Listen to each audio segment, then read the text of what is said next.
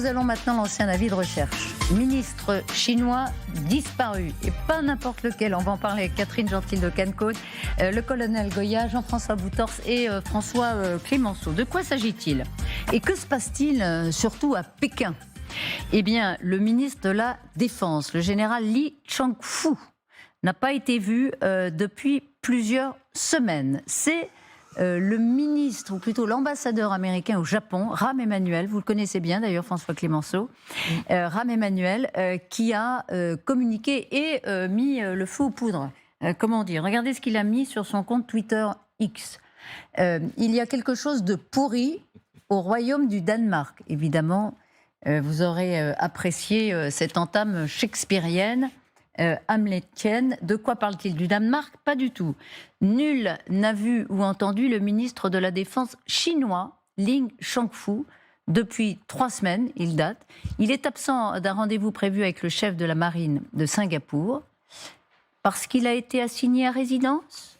Point d'interrogation. Voilà, il appuie là où ça fait mal.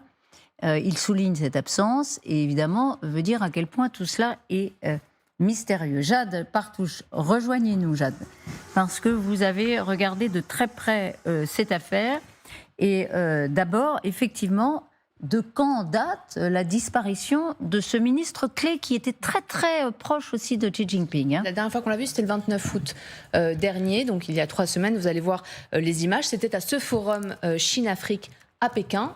Et depuis, plus rien, effectivement. Il semble s'être totalement volatilisé. C'est un tweet, je reprends ce tweet de l'ambassadeur américain au Japon, qui date donc du 8 septembre, qui éveille les soupçons et qui déclare en fait: la composition du cabinet du président Xi Jinping ressemble désormais au fameux roman d'Agatha Christie. Il lit beaucoup, hein, Shakespeare, Agatha Christie. Les ministres disparaissent. Li Changfu n'a pas été vu en public depuis plus de 2 semaines. Il faut savoir que le ministre de la Défense a également annulé un déplacement au Vietnam pour raison de santé. Ça, c'était le 7 décembre dernier. Et du côté de Pékin, bien évidemment, aucune explication. Le 7 septembre dernier. Oui. Pas décembre, mais on a compris, oui. Septembre. Écoutez. Où se trouve le ministre chinois de la Défense, Li Changfu? Fait-il l'objet d'une enquête? Je ne suis pas au courant de la situation que vous avez mentionnée.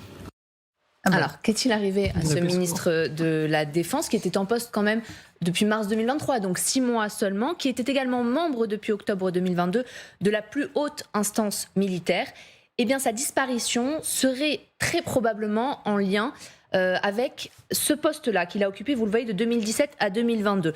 Il était à la direction du département des équipements militaires et il serait en fait vraisemblablement tombé pour corruption liée à des ventes d'armes précisément à cette période et serait visiblement actuellement en état d'arrestation, entendu par les autorités chinoises. C'est assez plausible quand on sait que ce département précisément est réputé, alors je cite ce média américain, est réputé pour cacher en son sein la pire corruption de l'armée chinoise. Le ministre de la Défense est d'ailleurs sur la liste en fait des personnalités qui sont visées par des sanctions américaines. C'est un proche du régime russe. On le voit ici reçu par le président russe lui-même. Il a également rencontré le président biélorusse Loukachenko. Ce qui est intéressant, c'est de regarder sur le site officiel du ministère de la Défense chinois. Je suis allée voir et figurez-vous que son nom apparaît, sa photo est toujours là, comme si de rien n'était.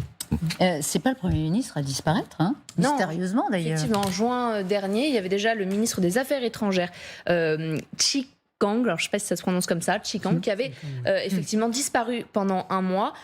Sans nouvelles de lui depuis précisément le 25 juin 2023. On le voit ici en mai de cette année, reçu justement par son homologue française Catherine Colonna. Et là aussi, Pékin avait totalement maintenu le flou. Pourtant, quand on regarde son ascension, elle est assez fulgurante. Il est devenu ministre des Affaires étrangères à seulement 56 ans. Et avant ça, il était ambassadeur aux États-Unis. Il faisait partie d'une nouvelle génération de diplomates chinois que le pays qualifiait, je cite, de loup guerrier. Sauf que visiblement, eh bien, il s'est brûlé les ailes puisqu'il a été stoppé en plein vol. Pékin évoque là aussi brièvement, mais alors sans vraiment d'informations, des problèmes de santé. Aucune autre indication. Il faut dire que la Chine est quand même assez coutumière du fait. Les disparitions de personnalités sont quand même pas si rares, même si le cas de ministre aussi haut placé ne peut pas passer inaperçu. Merci beaucoup Jade. C'est quand même 2 disparitions, plus dit-on des conseillers d'ailleurs qui contribuaient à l'élaboration et à l'exécution de la politique étrangère chinoise qui disparaissent comme ça d'un coup. Ça vous surprend, Jean-François Boutros ? Vous connaissez bien ces régimes. Ça met en évidence deux choses. Du côté militaire, ça met en évidence un phénomène qu'on a observé en Russie, qui est la corruption de l'armée. La corruption de l'armée chinoise n'a rien à envier avec la corruption de l'armée russe. Marie Holzman, qui est une grande spécialiste, me disait il y a quelques semaines que dans l'armée chinoise, on fait tourner les commandants des unités tous les 6 mois, parce que sinon, ils sont retournés par leurs propres unités par la corruption. Donc ça dit qu'il y a le manque de confiance dans l'armée. Ça, c'est la première chose. Donc c'est la corruption. La deuxième chose, c'est que ces 2 ministres qu'on vient d'évoquer, c'était des gens de l'entourage de Xi Jinping, des gens que Xi Jinping avait fait monter et qui avaient participé à la prise de contrôle de Xi Jinping de l'appareil du parti. Et là, ça indique une autre chose, c'est que peut-être que le pouvoir de Xi Jinping, qui semblait si assuré, vous vous souvenez de la manière dont il avait écarté son prédécesseur de manière très choquante pendant l'Assemblée même du Congrès du Parti communiste, ça veut dire que ce pouvoir qui semblait si fort est peut-être pas si certain que ça. Et peut-être qu'on peut interpréter aussi comme ça son absence au G20, puisque peut-être qu'il n'a pas envie de s'absenter trop vite et qu'il est il y a des gens qui sont en train de faire le ménage. Est-ce que c'est lui qui le fait parce qu'il est obligé de le faire, ou est-ce que c'est d'autres qui le font pour lui et qui font pression sur lui ? On ne sait pas. Mais comment ça se passe pour ce type de fonctionnaires quand je dis fonctionnaires, c'est des hauts fonctionnaires, ce sont des ministres, qui disparaissent. Ils sont derrière les verrous, ils sont éliminés, ils sont assignés à résidence gentiment, mais ils ont le droit de circuler.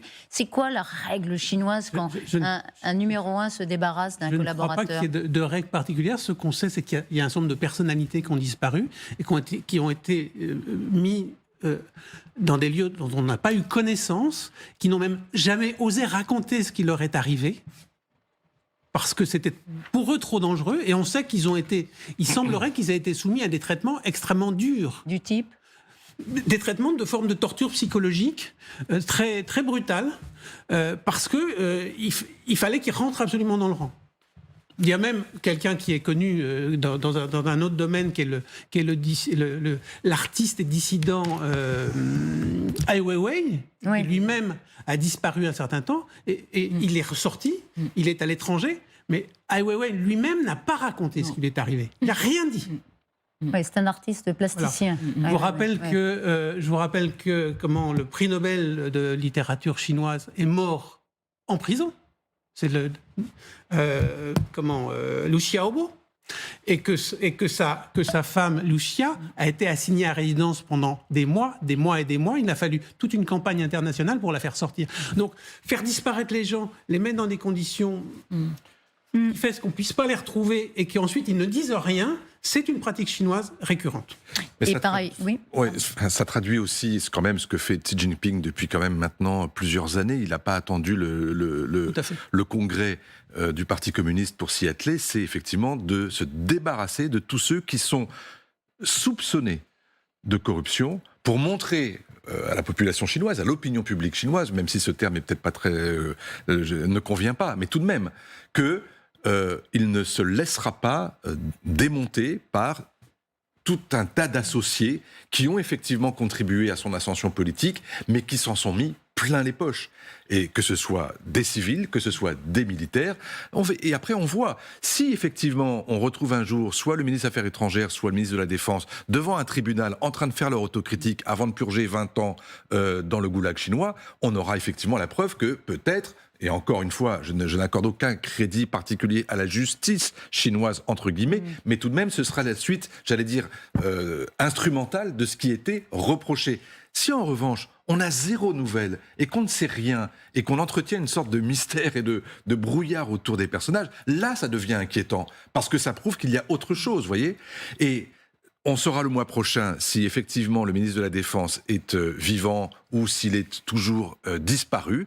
Il y a un très important forum de sécurité qui se tient à Pékin, qui s'appelle le Xianxiang. C'est vraiment au mois d'octobre, donc on verra. Il est censé y aller.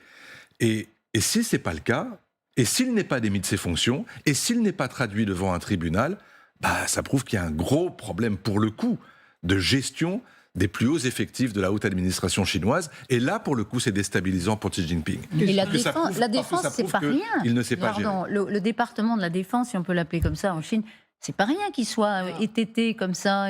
D'ailleurs, c'est sûrement un des rares points de comparaison qu'on peut faire entre le ministère chinois de la Défense et le ministère ukrainien, c'est que les deux ministres ukrainiens et chinois auraient été emportés pour des raisons de corruption.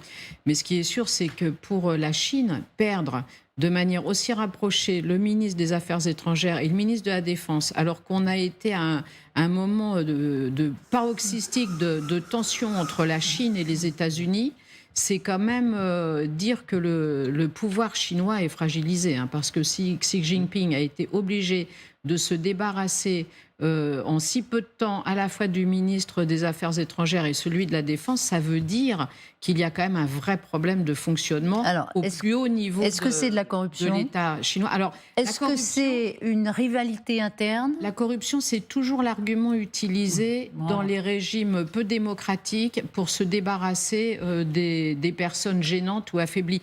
Souvenez-vous aussi du président d'Interpol en France, qui était chinois, qui est rentré en Chine pour un voyage dont on ne connaissait pas exactement l'objectif, mais qui n'est jamais revenu, et dont la femme a dû être protégée d'ailleurs durant un moment par les Français, parce qu'on ne savait pas trop bien le sort qui pouvait lui être réservé aussi à elle. Et à chaque fois, c'est pour corruption. C'est-à-dire que les régimes autoritaires se donnent bonne conscience en disant... On les a fait partir pour corruption parce que nous, évidemment, on ne veut pas de ça chez nous. Mais en tout cas, ça signifie quand même un affaiblissement de Xi Jinping. Au minimum. Alors, une autre rumeur folle que je vous soumets peut-être, colonel Goya, c'est que depuis le 22 août, circule à Taïwan et sur les réseaux sociaux l'information sur laquelle un sous-marin à propulsion nucléaire chinois aurait disparu avec 100 personnes à son bord. C'est un site taïwanais, Liberty Times, Neta, qui a révélé l'affaire. Et qui donc fait valoir la disparition de ce sous-marin dans le détroit de Taïwan. Les Taïwanais n'ont pas du tout confirmé. Oui, c'est possible, ça ? Oui, techniquement, oui, bien sûr, c'est possible. Ce serait effectivement assez grave. Ce serait peut-être que dans ce cas-là, le ministre paierait aussi un certain nombre de dysfonctionnements dans l'armée. Voilà, moi je suis assez vieux pour avoir connu l'épisode de Lin Piao, qui était ministre maréchal Lin Piao, qui était grand général, grand officier chinois, ministre de la Défense également, qui était sur une ligne qui était différente de celle de Mao Tse-tung, et qui, un beau jour, a quand même s'est senti un peu obligé d'essayer de fuir avec sa famille en URSS, et qui a été abattu. Avec son avion qui a été abattu, s'est écrasé en Mongolie. Donc c'est quand même assez spectaculaire. Et à l'époque, les gens qui étaient écartés, on les envoyait plutôt travailler. On se rappelle pourquoi à l'époque À l'époque, pourquoi est-ce qu'il était... Pourquoi il a fui et abattu? Il a fui parce qu'il était sur une ligne qui était opposée à celle... C'est une question de ligne politique. Il était proche de l'Union soviétique, opposé au rapprochement avec les États-Unis, par exemple, etc. Enfin, il avait une ligne politique qui était différente de celle de Mao Tse-tung. On était en pleine... tout ça, c'est opaque, ça se voit en arrière, mais il y a des oppositions. Contrairement à un régime démocratique où l'opposition se fait quand même plutôt ouvertement, là, ça se fait de manière beaucoup plus opaque. L'opacité est totale. Jean-François. Il y a deux hypothèses qu'on peut évoquer en background. Il y a d'une part la question de Taïwan, où manifestement, il y a peut-être une incertitude à Pékin sur qu'est-ce qu'on va faire. On y va ou on n'y va pas. On attaque ou on n'attaque pas. Parce que la bataille de la mer Noire menée par les Ukrainiens montre aux Chinois que les plans qu'ils avaient ne sont peut-être pas si réalisables que ça. Et donc, est-ce qu'il ne faut pas gagner du temps et aller plus vite? On ne sait pas. On a vu beaucoup de gesticulations. Ça, c'est une première chose. La deuxième chose qui est plus probable, à mon avis, c'est qu'il y a une très grave crise économique en Chine. Et que la Chine, contrairement à ce qu'on croit, qui est un régime autoritaire, c'est aussi un régime où il y a énormément de soulèvements locaux quand ça va mal économiquement. C'est un des lieux où ça bouge le plus. Alors, c'est écrasé régulièrement, mais il y a énormément de soulèvements.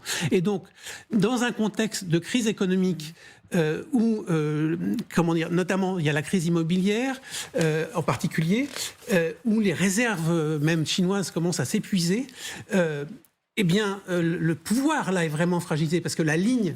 Tout le monde dit maintenant à Pékin, des gens bien informés disent qu'en fait, la ligne néo-stalinienne, c'est-à-dire de retour à l'économie centralisée de Xi Jinping, est une catastrophe pour l'économie chinoise. Parce qu'il a voulu reprendre tout en main et que ça va mal. Et donc là, il y a deux domaines où les lignes peuvent s'affronter, pour revenir à la comparaison des variations de lignes à l'époque des Lin Biao et Mao Zedong. Quelle que soit l'explication, ça va mal. C'est un signe que ça va mal.